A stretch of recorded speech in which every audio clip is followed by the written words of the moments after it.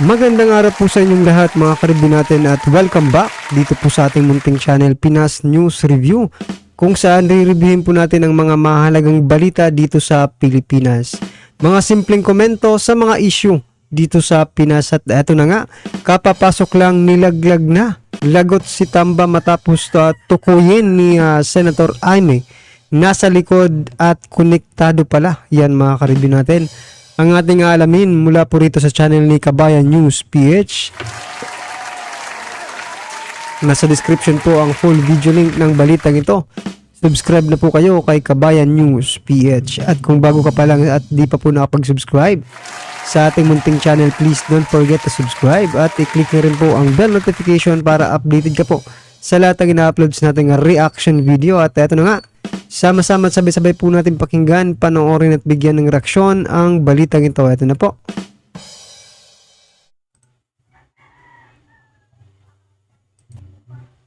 Mga kabayan, sa wakas inilaglag na ni Presidential Sister at Senator Aimee Marcos ang kanyang pinsan na si House Speaker Martin Romualdez Jr. Ito ay kaugnay sa malaking usapin at isyu ngayon na People's Initiative at sa pilitang pinapapirma ang taong bayan kapalit ng pera.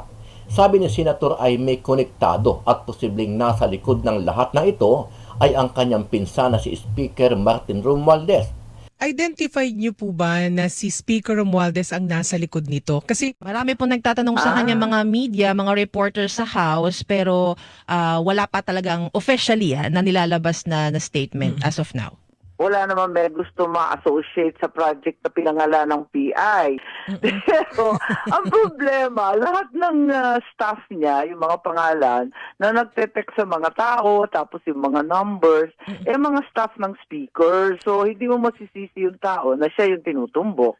Nang matanong si Senator Aimee sa isang programa kung may alam si Pangulong Bongbong Marcos Jr. kaugnay dito, sinabi niya na hindi siya sigurado, pero nagbabala siya sa Speaker of the House na magdahan-dahan at huwag samantalahin ang kabaitan ng kanyang kapatid dahil nang malalagot sila kapag umabuso ang mga nasa likod ng pagmamaniobra sa kanilang kapangyarihan. Kaya nagtaka nga ako, sabi ko, ano ba ito? May ads pa. Pero maliban doon, nag-umpisa sa 100 pesos kada isa. Sabi ko nga, our constitution is not for sale. Huwag ninyo ibenta ang kaluluwa ng bayan. Pagkapta sa ligang batas, ibang usapan yan, ano? Magdahan-dahan sila, sinasamantala nila yung mabait. Abay, pag nagalit ang mabait, magdahan-dahan kayo, mataray din yan. Samantala, umusok naman sa galit itong si Atty. Harry Roque at sinabi niya na binababoy na ng Kamara ang konsepto ng People's Initiative dahil lantaran at garapala na ang ginagawa ng liderato ng Kamara sa pamumuno nitong si Speaker Romualdez, kung saan ay binibili ang pirma at nililinlang ang publiko gamit ang pondo ng taong bayan. Abay, binababoy pati yung konsepto ng People's Initiative. Huy! Kaya nga ang tawag dyan, People's Initiative. Dapat magaling sa taong bayan, hindi dapat nanggagaling sa mga politiko na nais makinabang sa pagbabago ng salagang batas. Kung gusto mo maging presidente, gawin mo ang tama na maging popular ka, na manalo ka sa eleksyon bilang presidente. Hindi sa pamamagitan ng pagbabago ng saligang batas dahil alam mong kaya mong maging prime minister. Ang akin sinasabi, manindigan po tayo dahil hindi po yung People's Initiative. Yan ay mag-initiative ng mga gahaman sa kapangyarihan na binababoy ang ating konsepto ng People's Initiative. Ano ang masasabi mo dito, kabayan?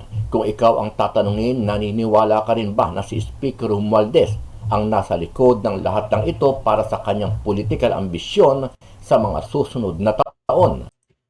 Sama-sama nating panoorin ang buong video. At So yan mga karibin natin, naniniwala ka ba, di ba? Na ito nga ang si speaker ang nasa likod at may basbas ni PBBM, no? Kasi kung walang basbas ni PBBM to, mga karibin natin, dapat nagsasalita na ngayon si presidente patungkol po dito, di ba? O dapat hindi ba pwedeng sawayin or something na mag-comment, di ba? Dito kay Tamba, si PBBM, mga karibin natin, para matapos na yung kahibangan ni Tamba, mga karibyo natin, dito sa binabalak nilang pangaangkin ng kapangyarihan, di ba? Oh, ako mga karibyo natin personally, opinion lang po ito, pero ako naniniwala ako na may alam dito si PBBM. Dito sa mga nangyayari sa Kongreso.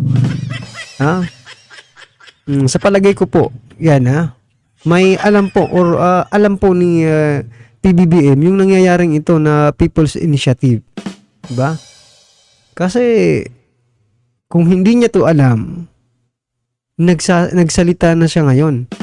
Mahirap naman kung sabihin na naman ng mga tagapagtanggol ni PBBM, no, na mabait lang talaga si President Marcos Jr., no, kaya hindi niya pinapatulan ang mga ganitong issue. Well, anyway mga karibin natin, dapat na po itong patulan ngayon, sa ligang batas na po ito, backbone na po ito ng ating gobyerno, konstitusyon, di ba? Kailangan na pong kailangan na pong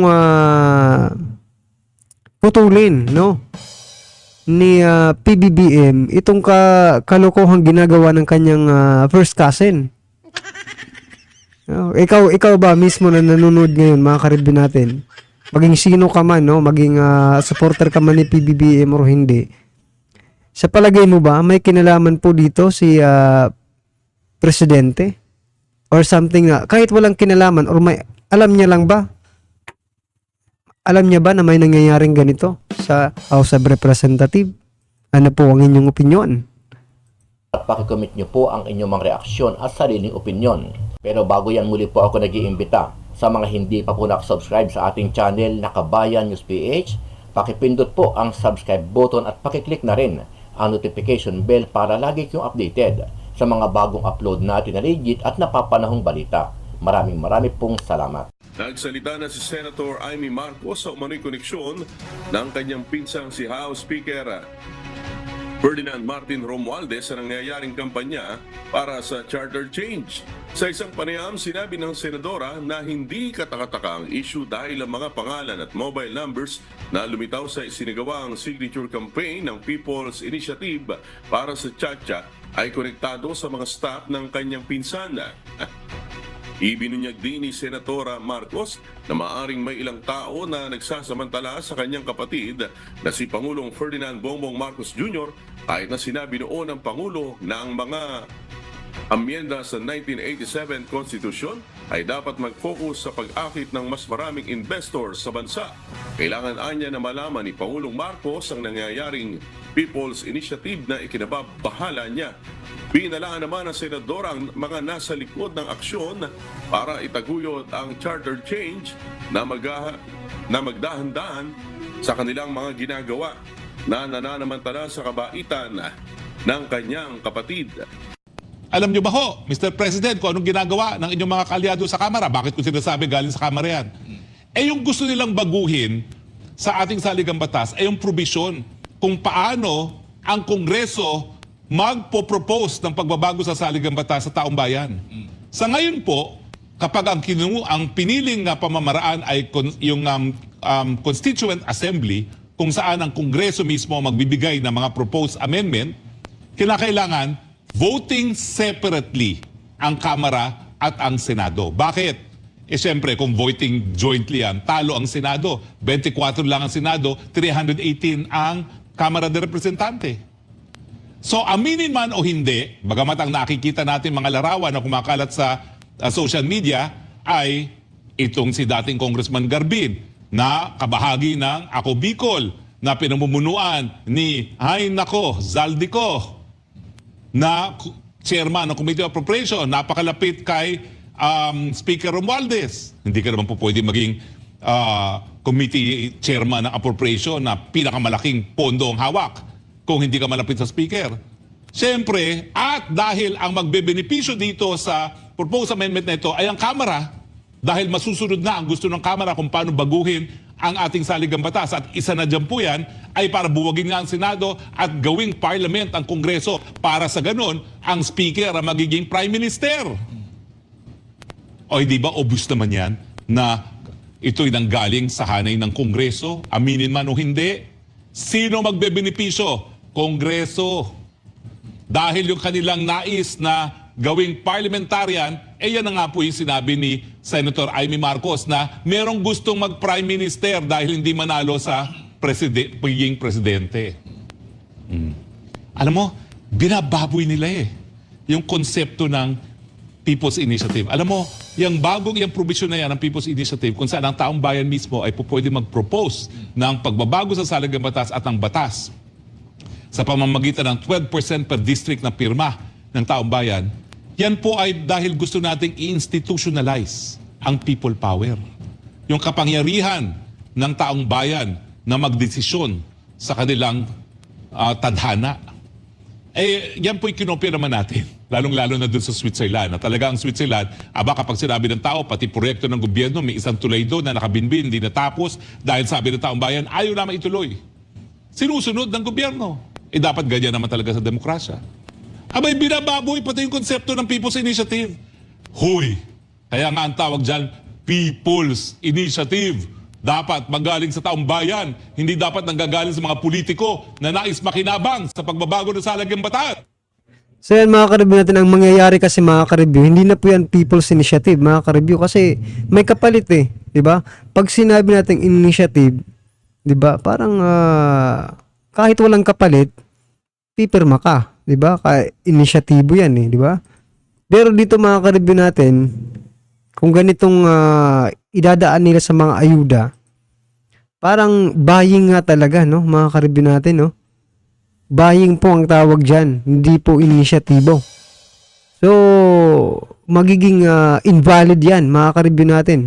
Magiging invalid yung lahat ng pirma, di ba? Kung ganyan ang gagawin nila. At malalaman ng taong bayan. Yun nga lang, mga ka-review natin, kung ipapaalam nila na yung nakuha po nilang ayuda, ang kapalit po ay pirma pala. Nako. Ano sa palagay nyo, mga ka-review natin, may point ba? Magiging invalid ang lahat ng pirma? Di ba? Kasi buying na po mga ka-review ang nangyayari, hindi po inisyatibo. Kung gusto mo maging presidente, gawin mo ang tama na maging popular ka, na manalo ka sa eleksyon bilang presidente. Hindi sa pamamagitan ng pagbabago ng Saligang Batas dahil alam mong kaya mong maging prime minister. Di ba? Bakit? I-deny nyo pa ba yan? Ayun. Kaya ngayon ang tanong, hindi po yung People's Initiative. That's a congressional, a speaker's initiative. Pangalawa, saan galing ang pondo dyan? Napakamahal niyan. Kukuha ka ng 12% na boto kada distrito. There's 65 million voters. 6.5 plus kalahati ng 6.5. Ayan na naman tayo. 3.25. So magkano yun? Magkano yun? 6.5 at saka 3.5, more or less 10 million pirma ang kinakailangan. Saan mo kukunin ang pondo para lang mag-organize kumuha ng pirma dyan? O ano ngayon ang nasa social media? Una-una, nagbabayad daw 100 pesos. 100 pesos times 10 million. Magkano gagastusin nyo yan? Idagdagan mo lang ng 2 zero yung 10 million. Magkano na yun? Tama ba? 1 billion. 1 billion, tama. 1 billion! Saan kukuha ng 1 billion? Busisiin natin ngayon ang budget ng Kabara. Tignan natin yung kanilang extraordinary expenses. Di ba? Yan yung mga kahit anong kadahilanan pwede nilang paggastusan. Di ba? Sabi nila wala silang confidential and extraordinary expenses na meron naman. Dyan ba i-charge yung gastos dyan? 1 billion? Pero ang punto doon, ba't yung Grabe mga ka-review natin, no? Sa 100 pa lang, billion na agad ang gagastusin ng Kongreso, no? Dito sa People's Initiative, mga ka-review natin. Paano kung, di ba, dagdagan pa nila para mas mabilis yung pagpirma ng tao? Nako, malaking malaking pondo at malaking pagwawaldas ng ating pera, mga ka-review, para po sa sarili nilang interest. Kasi hindi mo rin masasabi na kapakanan ng taong bayan dito ang pinag-uusapan, di ba? Kapakanan siguro nila pwede pa. Ba, mga ka-review natin, ano po ang inyong reaction dyan, Talagang eto nga, kumpirmado na mula nga, nako. Kaya Speaker Romualdez, no? Yung mga staff niya. Nako. Huling-huli na ni Senator Amy Marcos. Yan ang tanong nga lang mga ka-review kanina, kung alam ba ito ni Pangulong BBM, 'di ba? Kung itong ginagawa ni Speaker Martin Romualdez diyan po sa House of Representatives na People's Initiative, no? Na pinakakalat nila, alam ba ito ng ating Pangulo? Kasi kung hindi, dapat po siyang magsalita at kontrahin po ito, di ba? Kung kukontrahin niya, kung hindi, edi okay lang din, basta magsalita po siya para at least alam po ng ating mga kababayan, no? Alam po natin kung ano po yung stand ng ating Pangulo dito po sa ginagawang People's Initiative Project ni Speaker Romualdez. Anyway, mga ka-review natin, ano man po ang inyong reaksyon sa naging balitang ito, i-comment lang po sa baba para at least alam po ng ating mga kababayan ang inyo pong nararamdaman, right? Kung bago ka pa lang at dito po nakapag-subscribe sa ating munting channel, please don't forget to subscribe. At i-click na rin po ang bell notification para updated ka po sa lahat ng ina-upload sa ating reaction video. At huwag din pong kalimutan mag-subscribe kay Kabayan News PH. Yan, nasa description po ang full video link ng balitang ito. Subscribe na po kayo kay Kabayan News